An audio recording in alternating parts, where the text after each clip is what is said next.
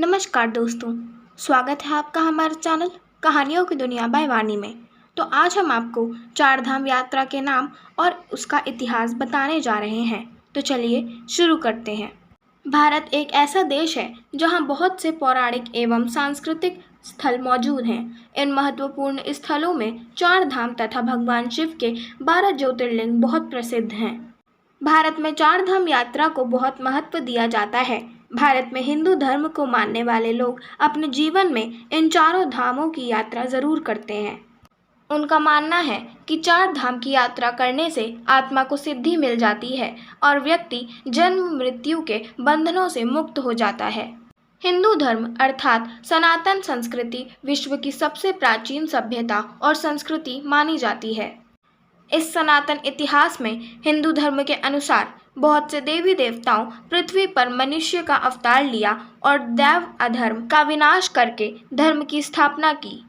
इन कालखंडों में विभिन्न स्थानों पर ऐसी घटनाएं हुई जिनमें देवी देवताओं और धार्मिक भावनाओं की सहभागिता बहुत महत्वपूर्ण रही।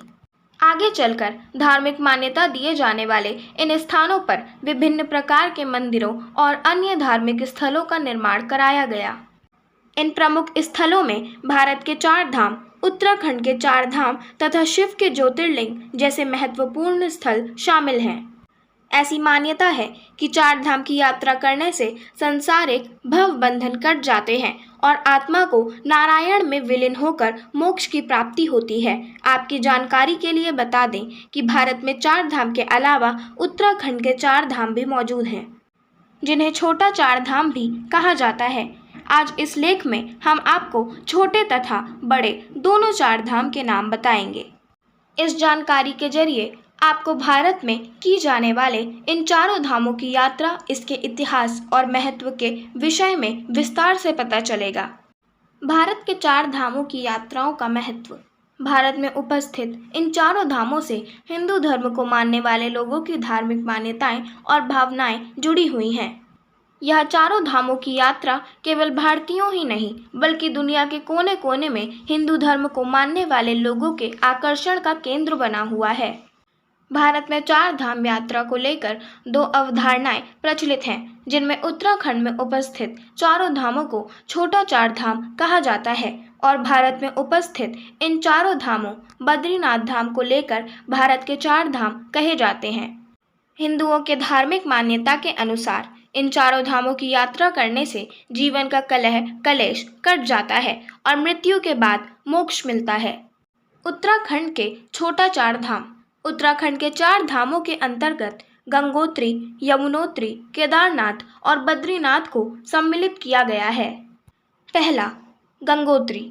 उत्तराखंड में वह स्थान जहां से गंगा नदी निकलती है उसे गंगोत्री धाम कहा जाता है। यह गंगोत्री चार धाम उत्तराखंड के उत्तरकाशी में स्थित है। दूसरा, यमुनोत्री।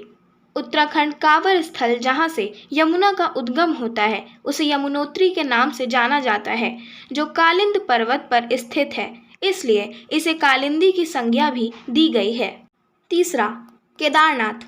केदारनाथ उत्तराखंड में स्थित हिमालय पर्वत के केदार पहाड़ी पर स्थित है, जो भारत में स्थित 12 ज्योतिर्लिंगों में से एक है। मंदिर के पीछे गुरु शंकराचार्य की समाधि स्थित है। ऐसा माना जाता है कि उन्होंने मंदिर का निर्माण कराया। चौथा, बद्रीनाथ।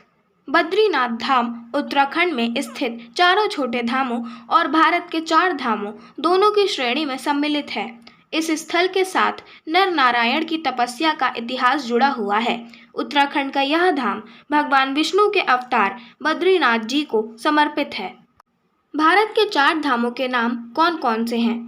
आधुनिक मान्यताओं के अनुसार पूर्व में जगन्नाथपुरी उड़ीसा, पश्चिम में द्वारिकाधीश मंदिर गुजरात, उत्तर में बद्रीनाथ धाम उत्तराखंड, जबकि दक्षिण में रामेश्वरम मंदिर तमिलनाडु को चार धाम के रूप में जाना जाता है।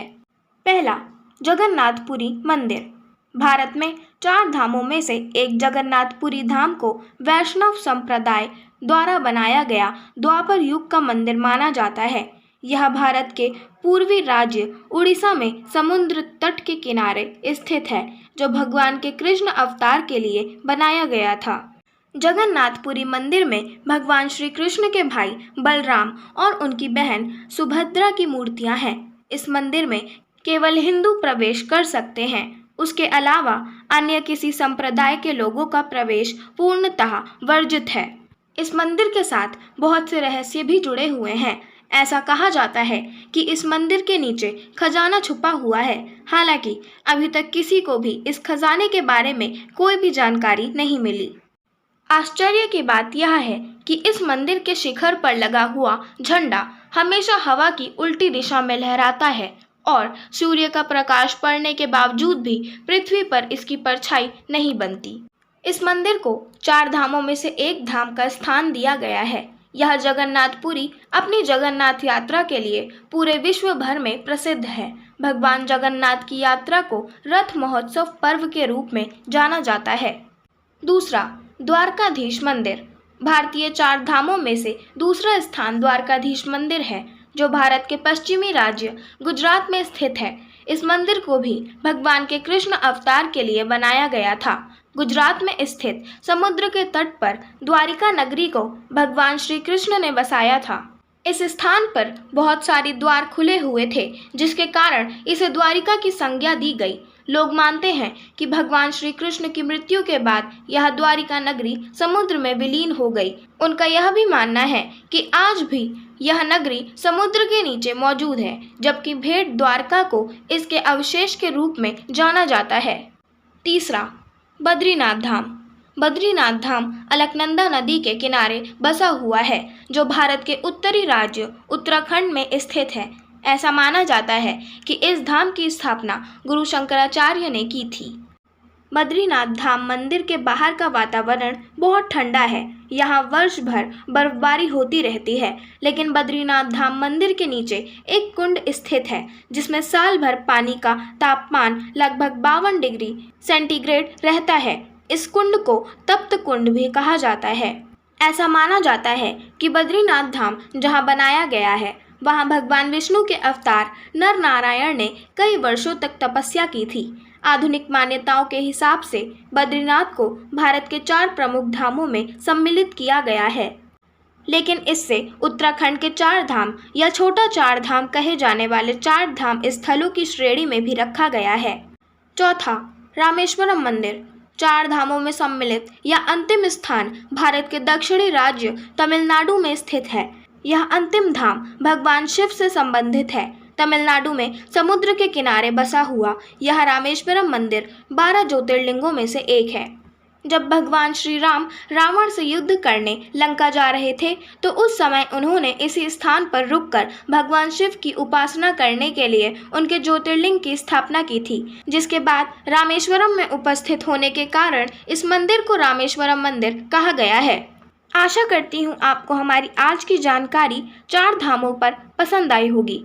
अगर आपको हमारी आज की जानकारी पसंद आई हो तो हमारे चैनल को सब्सक्राइब करें, वीडियो को लाइक करें और बेल आइकन दबाना ना भूलें और हमें कमेंट कर ज़रूर बताएं आपको कैसी कहानियाँ पसंद हैं। हम वैसी कहानियाँ आपके लिए लाते रहेंगे। धन्यवाद।